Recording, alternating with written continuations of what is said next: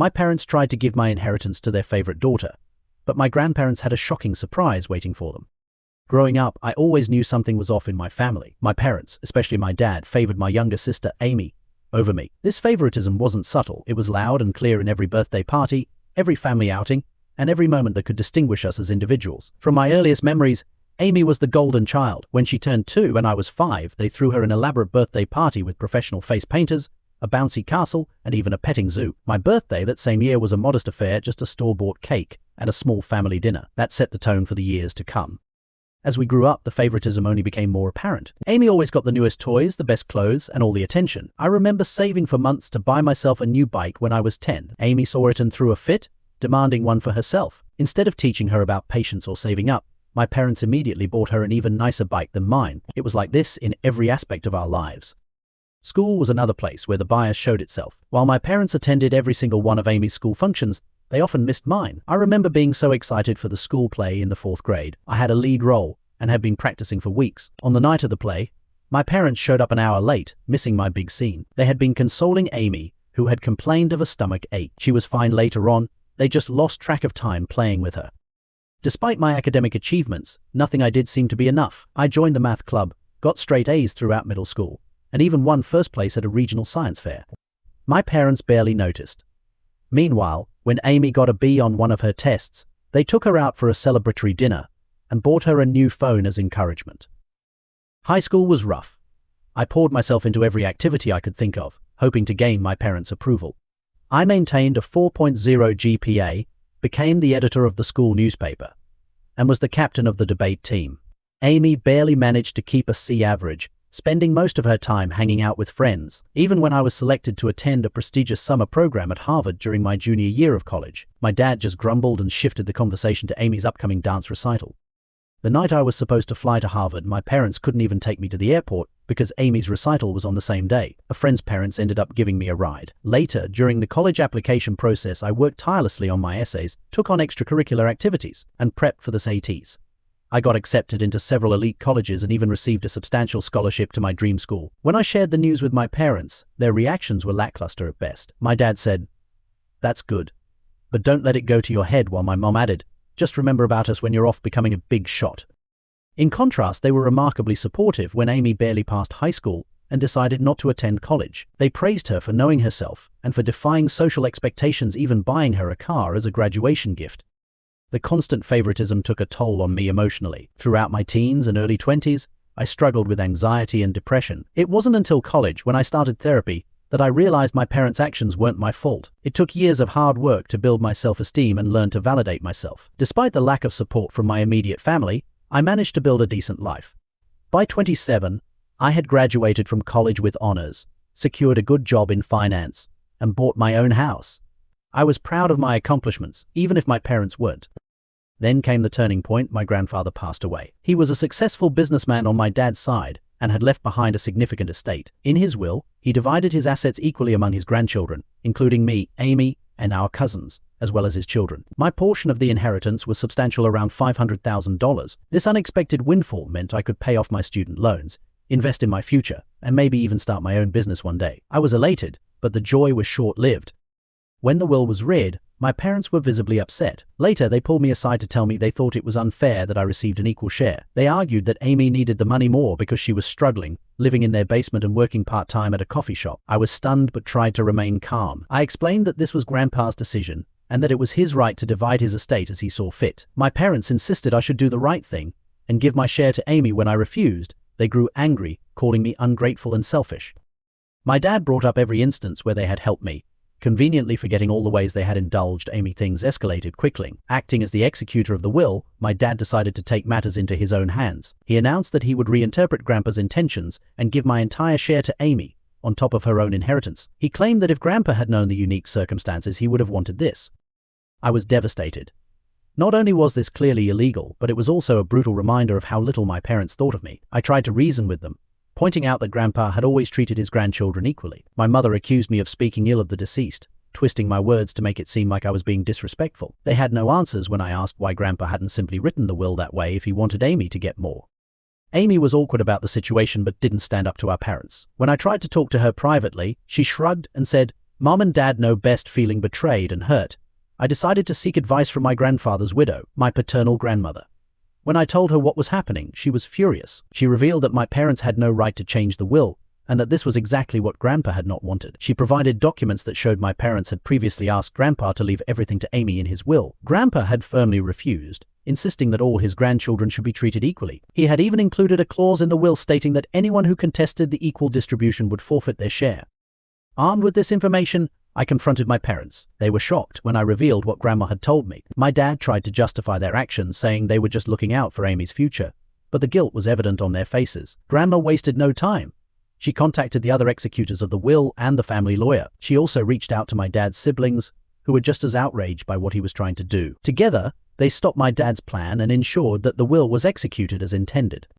Though my parents had to back down, they were not happy about it. They accused me of turning the family against them and said I should have handled this in-house instead of involving others. My dad threatened to cut me out of their will entirely, saying I was being ungrateful. My mom cried, claiming I had torn the family apart.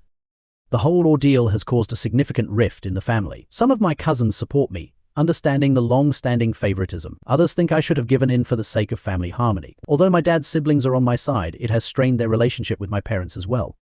Amy, caught in the middle, confided in me that she feels bad about the situation, but isn't ready to go against our parents. She has been conditioned her whole life to rely on them and seek their approval, so I don't entirely blame her. Still, part of me wishes she would stand up for me just once. This whole situation has stirred up a lot of old pain and resentment. I keep replaying all the times I was overlooked or dismissed in favor of Amy, the birthdays I missed, the school events my parents skipped, the achievements that went unnoticed. This incident feels like the culmination of a lifetime of unfairness. Despite the turmoil, I'm standing my ground. I plan to take my inheritance as Grandpa intended. My parents barely speak to me now, and family gatherings have become incredibly awkward. For the first time ever, I skipped our monthly family dinner last week because I couldn't stand the cold shoulders and accusatory glares. There is a small part of me that feels empowered, though. For the first time in my life, I'm standing up to my parents' unfair treatment. It's both terrifying and liberating. I know I'm in the right, but the family drama is draining. I've started having anxiety attacks again, something I haven't experienced since college. I'm considering going back to therapy to help me cope with all this stress. Should I have just given in to keep the peace? Should I have handed the money over to Amy and avoided this mess? While I'm tired of being the family's scapegoat, I'm also scared of losing my family completely. Any advice or perspective would be greatly appreciated. Update: a lot has happened since my first post 6 months ago, and I want to thank everyone for their support and advice. It truly kept me going during some tough times. Let's start with the legal aspect. I took the advice of many and saw my own lawyer. He confirmed that I had every right to my inheritance and that what my dad attempted was indeed illegal. He helped me document everything and was ready to take legal action if needed. Thankfully, it didn't come to that.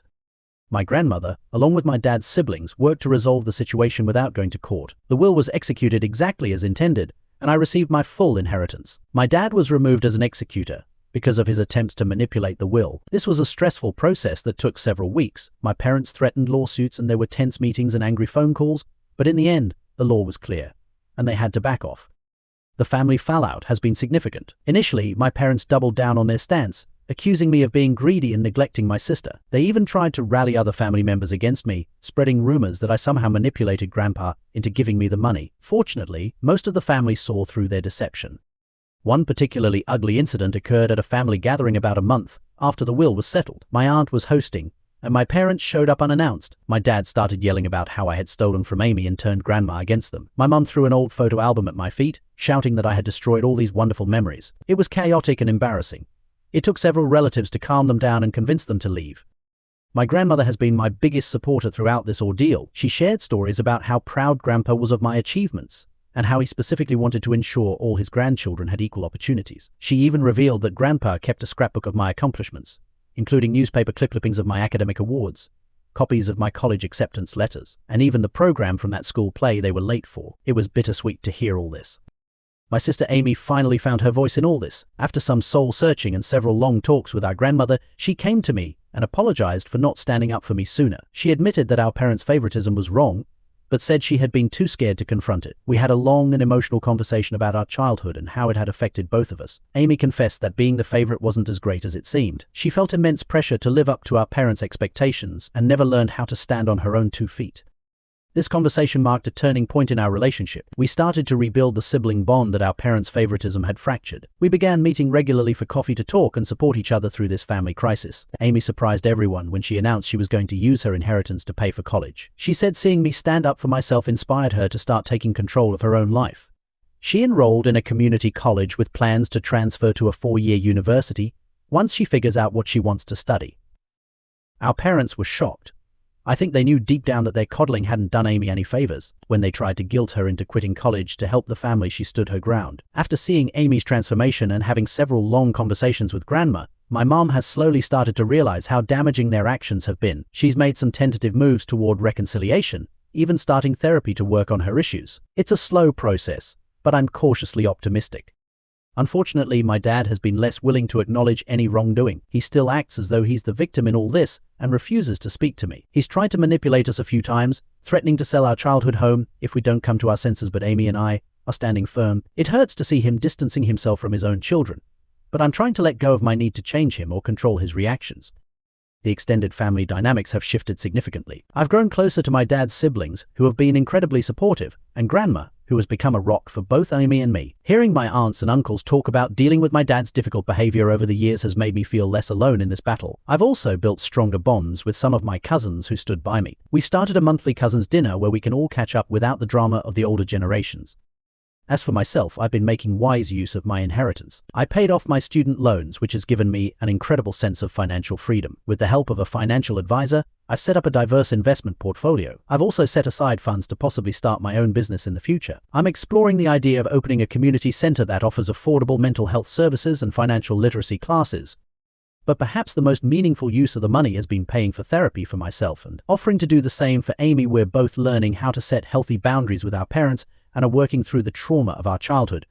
It's a long road, but I already feel like I'm growing stronger and more capable of overcoming the emotional neglect and long-standing favoritism. This whole experience has brought some unexpected positives into my life. I now have a much better understanding of setting boundaries and advocating for myself. While I know I did the right thing, it hasn't been easy, and there are still tough days, but I'm proud of myself for not giving in to guilt and pressure. One of the most surprising outcomes has been a shift in my career path. Dealing with all this family drama and going through therapy has made me realize how passionate I am about helping others who have been through similar family dynamics. I'm considering going back to school to specialize in working with adult children of emotionally immature parents and becoming a family therapist. I've also started volunteering at a local youth center, mentoring kids from challenging family backgrounds. It's incredibly fulfilling to be able to provide the kind of support and encouragement I wish I had growing up. I'm even thinking about starting a scholarship fund for kids from similar situations using some of my inheritance. My relationship with Amy continues to improve. We've started having sibling days once a month, where we do something fun together, just the two of us. Last month we went hiking and had a picnic, and it was the most relaxed and connected we've felt since we were kids. We're slowly rebuilding our relationship on our own terms, without our parents' interference. As for my parents, things remain complicated. My mom has been making an effort to rebuild our relationship. She's been going to therapy regularly and has even started to acknowledge some of the harm her favoritism caused. We've had a few one-on-one lunches where we've had some honest, albeit difficult, conversations about our past and how we can move forward. It's not perfect, but it's progress. My dad, on the other hand, is still resistant to change. He refuses to admit he did anything wrong and believes Amy and I should be grateful. He has missed several family gatherings because he refuses to be in the same room as me. It hurts, but I'm learning to let go of the need to change him or control his reactions. Through all this, Grandma has been a constant source of support for both Amy and me. She's shared more stories about Grandpa and how proud he was of us for standing up for ourselves. She's always been an advocate for fairness and understanding, and she's been a great mediator in family matters. This whole experience has taught me a lot about what family really means. I've learned that sometimes the family you choose can be more supportive than the one you were born into. I've grown closer to my aunts, uncles, and cousins who stood by me, and I've developed a close-knit circle of friends who have been incredibly supportive throughout this journey. Setting boundaries and practicing self-care have also become more important to me. I'm getting better at saying no to situations that compromise my well-being, and I no longer feel guilty about putting my own mental health first. For so long, I was so focused on trying to gain my parents' approval that I never took the time to explore new interests and hobbies. To anyone in similar situations, I want to say, don't let anyone make you feel guilty for claiming what's rightfully yours. It's okay to stand up for yourself, even if it causes conflict. Family dynamics can be complicated, but you deserve to be treated fairly. Remember, it's never too late to start building the life you deserve. Seek therapy if you need it. Surround yourself with supportive people, and don't be afraid to set boundaries. Your worth is defined by who you are as a person, not how your family treats you.